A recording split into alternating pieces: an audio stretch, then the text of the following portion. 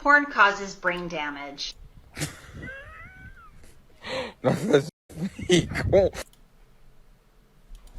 Jesus.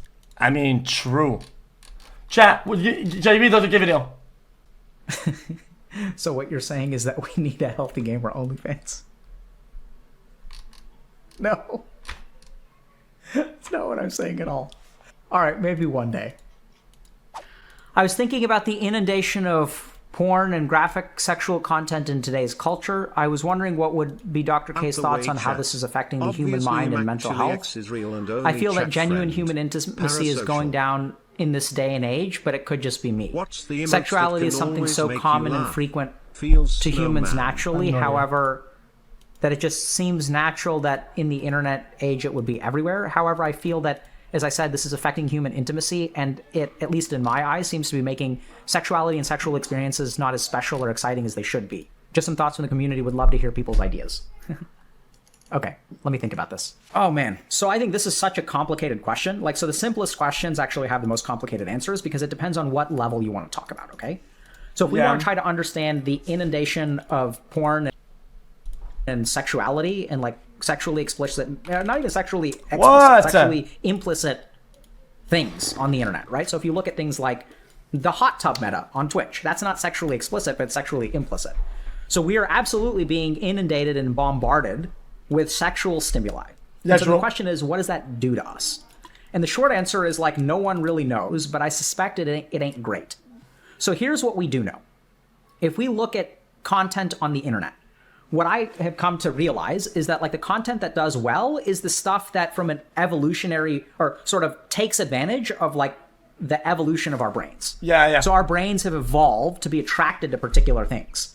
And though that attraction in our brain led to survival benefits. So a good example of this is like we're attracted to high calorie density food.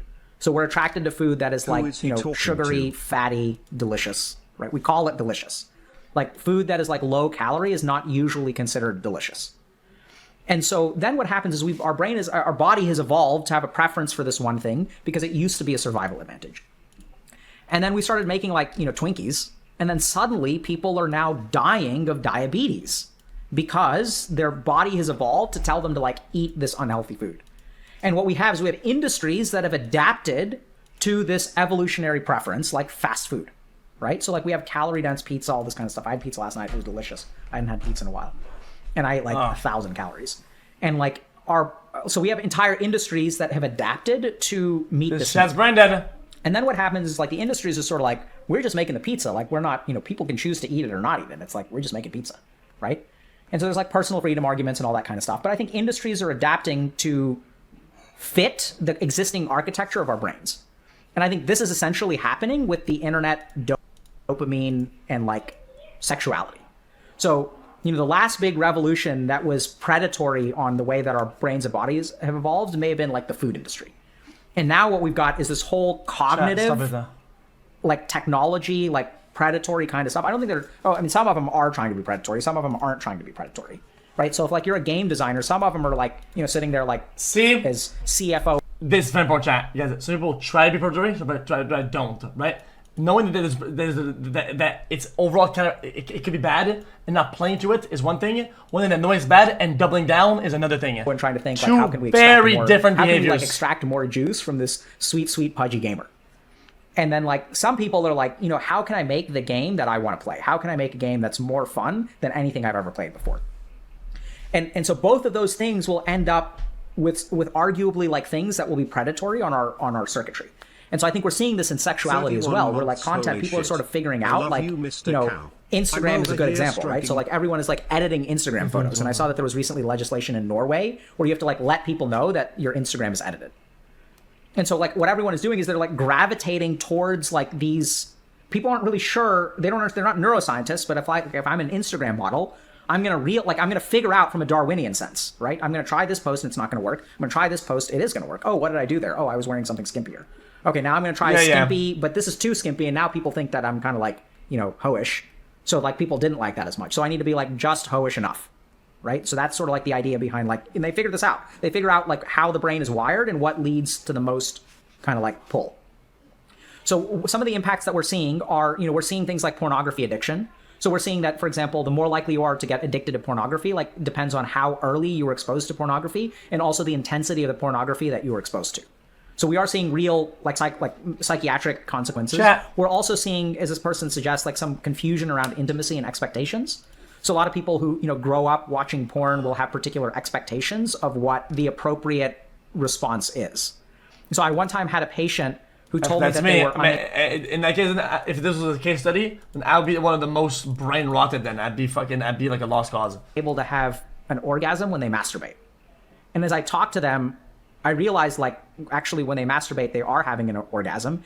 It's just in the pornography, there's like, so they used to say that I can get to the first part of orgasm. I was like, what do you mean the first part of orgasm? And they're like, well, I get like a small amount of ejaculate, but I don't get to the full ejaculate. I was like, what do you mean the full ejaculate? And then I realized that like when you watch pornography, there's such a copious amount of ejaculate that like this person had what I assume to be like a normal ejaculation. Oh my God, Jesus. I remember like after an appointment, I looked up what is the average amount of what is the median amount of human ejaculate in milliliters. And so pornography had given them this idea that like orgasm is this like just explosion of like buckets of ejaculation. And they just didn't understand that, right? So like they would actually masturbate and they thought they were like busted in some way.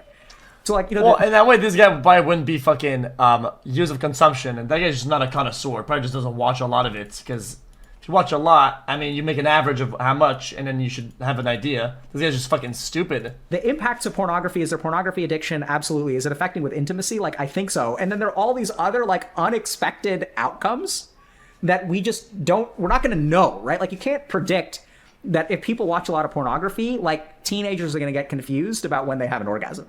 That's not like, you just can't make that prediction, but it's an effect. And so, what effect is it having? The short answer is like, we sort of don't know. So we're certainly seeing some of these things like, death grip syndrome and some of these other things where our brain is like wiring to expect a certain kind of stimulus. And then it takes some time for us to like rewire to like regular stimuli. And so, there are a couple of things like this, but the short answer is like, is it affecting us? Absolutely. And the reason that we don't know is because pornography and sexually explicit and implicit material is evolving so quickly that we can't even study it. Like we can't study it fast enough. So if you think about, 5 years ago, like OnlyFans didn't exist. But at least I don't think so. Maybe. Well, there's no pussy. Like, this guy's a child and a wife and shit, bro. Sure that OnlyFans, the parasocial element of OnlyFans is going to create intimacy issues in real relationships. 2 months because for a long time, partners have always been concerned about, what was I saying? Oh yeah, OnlyFans. So, partners for a long time have been concerned that like, oh, if my partner watches pornography, like it feels like they're cheating, right? Like partners have all like been concerned about, watching pornography and like, whatever. And then like, I think that there's an emotional component, there's a parasocial component on OnlyFans, which is going to exacerbate those kinds of feelings in the people who are vulnerable to them, right? So like, it's completely possible that, they're majority of the population or maybe the minority, I have no idea. Real shit. That is smart. Or well put. $100 or $1,000 of content a month on OnlyFans. Like some partners may be like comfortable with that, right? Because polyamory is also growing, like open relationships are growing, like everything's changing. So that could be fine. So there are degrees of it, and then he's saying that it's more intense and people bait themselves to more personal things when it's with OnlyFans. Who would have thought? Holy fuck! It's like I said the argument earlier. Jesus Christ. But at the same time, I think that like the reason that OnlyFans is successful is because pornography has evolved, and what people have figured out is that like there's an element to pornography that's purely physical, and it started off with a magazine, right? There's like zero interaction. And then like how much will it prey on our brain if I get like interaction with that woman? I can lust for a particular, I'm just sort of thinking about the heteronormative here in a masculine perspective. But if I... Yeah. I'll defend his take. Criticizing OnlyFans consumers implies you're criticizing OnlyFans creators. Well, it implies, but it's not. So if you want to live in a world where it does, so be it. But if I'm a man and I'm lusting for a woman, I don't give a fuck. Not my problem. That's fine. How is that my problem? I don't give a fuck. I'm able to interact with the woman. I'm able to get the woman's attention. Like I'm able to like have more contact with. If I do something you don't understand it, not my problem. Your problem. If I say something that is objectively one thing and it's true, right? And you don't understand it, that is not my problem. That is your fucking problem. With her. And we just saw from a post earlier today that like, people can get addicted to Twitch and stuff because of these parasocial interactions. So there's like, what effect is it having? Honestly, as a scientist, the right answer is I don't know and no one does. And at the same time, we are clearly seeing signs of something is changing in our brains, in the way that we interact with each other.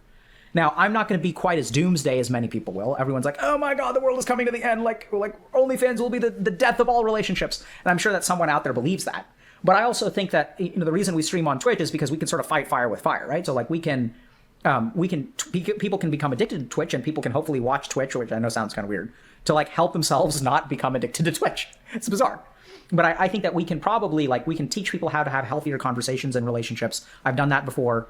In terms of, like, you know, pornography and OnlyFans and stuff like that. Like, how can you communicate with your partner? Because that kind of communication education, like, hasn't been available for most of the history of humanity. So it's possible that we can just build healthy relationships despite all this stuff by just learning more about ourselves.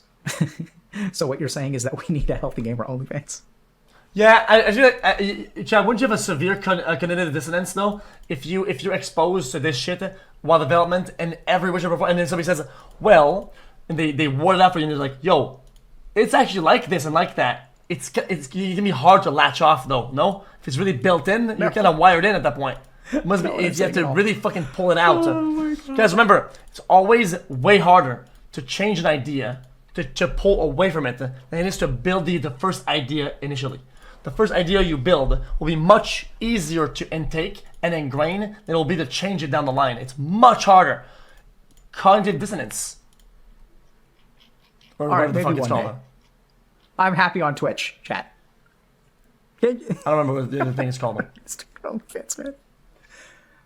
Right, and so this is where, like, is this the same person that was asking, is this why Magneto is never depressed? Just to be clear, the world is changing. We don't know how it's changing. Yeah. Is it causing problems? Yeah, probably, and or yes. And I don't think that means that the world should stop changing, right? So, like, the whole goal of humanity is that new challenges arise. That was good. And, like, as the human race, like, we have to figure out how to, like, unscrew ourselves from all the screwing over we've done. Can I move on now? You know, the Industrial Revolution happened, and we started, like, using fossil fuels a ton. And now there's, like, concerns around climate change. As I move this, so there's, like, reforestation projects and, like, you know, all kinds of things that is the human race hopefully will, you know, start doing. And so that there's a cognitive revolution as well. There's like a cognitive change. There's like, you know, we're doing a lot of things that cognitively offer short-term benefits. And there's almost like a cognitive climate change happening right now with the human race. And I think the reason that we're seeing so much more mental illness, and why mental illness is getting worse and suicide is getting a little bit worse, if not significantly worse, depression is increasing, anxiety is increasing. I think it's a sign of this cognitive climate change. So does pornography have something to do with that? Sure. Does OnlyFans have something to do with that? Sure. Does YouTube have something to do with that? Sure. Does Switch have something to do with that? Sure. And are these things evil? Do we want to stop advancing as a human race and, like, stop advancing technology just because it has some downsides? I personally don't think so. I think this is where, like, we can learn about ourselves and we can manage it. I love video games. Yeah, so when VR develops haptic feedback, that is going to eliminate the human race. I gave a talk about this at a video game developer conference a few years ago. That my biggest concern about the pornography industry is when you can have haptic feedback. Oh, yeah, I said that too. And, like, then, like, literally people may stop having children. Yo, then, like, I said it too. Remember last time? I actually did say that. Brother, I actually didn't even pre-watch this video. I'm actually impressed on how much things that I've said that are the same.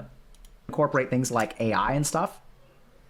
Like, and you have, like, a fully virtual girlfriend that will throw temper tantrums and frustrate you.